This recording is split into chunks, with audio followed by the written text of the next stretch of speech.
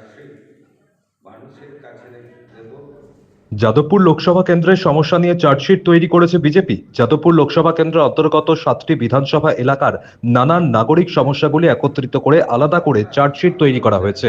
যাদবপুরের পালবাজার এলাকায় সংস্কৃতি চক্র ক্লাবের মঞ্চে এক সাংবাদিক বৈঠকে 7টি আলাদা চার্জশিটের আনুষ্ঠানিক প্রকাশ হলো। যাদবপুর, সোনারপুর, উত্তর সোনারপুর, যাদবপুর, সোনারপুর উত্তর, সোনারপুর দক্ষিণ, ভাঙড়, বারুইপুর পূর্ব, বারুইপুর দক্ষিণ ও টালিগঞ্জ বিধানসভা কেন্দ্র এলাকাগুলোর সিন্ডিকেট রাজ, রাস্তার বেহাল দশা, ফুটপাত দখল, শৌচালয় তৈরি হওয়া বন্ধ হয়ে থাকার মতো অনুষ্ঠান টেক শৌচালয় তৈরি হয়ে বন্ধ হয়ে থাকার মতো তৃণমূল সরকারের উন্নয়নের বাস্তব পরিস্থিতি উঠে এসেছে এই সব চার্জশিটে। বিজেপি মুখপাত্র কেয়া ঘোষ যাদবপুর লোকসভার নানান সমস্যাগুলো নিয়ে বিস্তারিত ব্যাখ্যা করেন।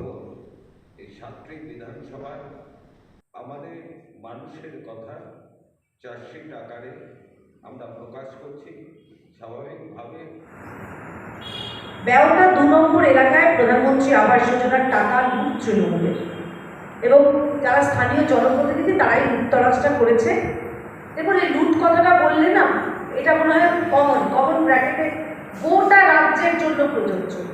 যেখানেই তৃণমূল সেখানেই লুট, যেখানেই তৃণমূল সেখানেই ধর্ষণ, যেখানেই তৃণমূল সেখানেই তোলাবাজি। অর্থাৎ তৃণমূলের সঙ্গে এই কথাগুলো এখন একদম সমার্থক হয়ে গেছে। ওখানে আরাবুল ইসলাম বলে এক বাহুবলী বিধায়ক রয়েছেন বা প্রাক্তন বিধায়ক রয়েছেন, যিনি আবার তার পছন্দ না হলে টিচারদের জলের জগ ছুঁড়ে মারেন, টিচারদের লুকোতে হয়, অথচ আবার এই টিচারদেরই চাকরি চলে যায়। সেই বিধায়ককে দেখানোর জন্য কাজে সাসপেন্ড করা হয়েছিল, আবার দলে ফিরিয়ে দেওয়া হয়েছে, আবার সাসপেন্ড।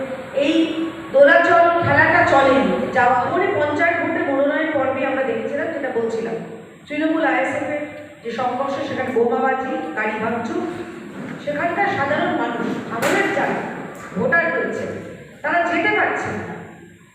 এটা জবাব কে দেবে?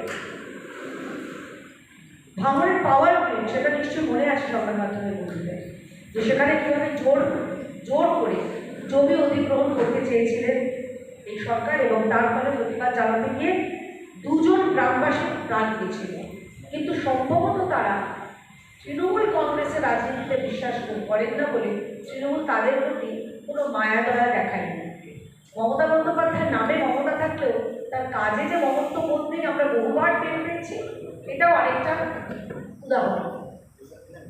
জমা জলে ভাঙড়বাসীর তারা জেরবার, তৃণমূল সরকারের অবহেলায় বিঘার পর বিঘা ফসল সেখানে নষ্ট হচ্ছে। টালিগঞ্জের মধ্যে আমরা এই বিশ্বাস ভাইদের কামাল দেখেছি। টলিউডের ক্ষেত্রে যারা চলচ্চিত্র শিল্পী, যারা ফিল্ম ইন্ডাস্ট্রির সঙ্গে যুক্ত, কিভাবে দাদাগিরি চলে, কিভাবে তাদেরকে কার্যত গান পয়েন্টে রেখে দাদাগিরি চলে, এটা বহুবার আমরা দেখেছি। বহুবার আমরা দেখেছি যে ধর্মঘটে যেতে পর্যন্ত বাধ্য হচ্ছেন টালিগঞ্জের শিল্পীরা।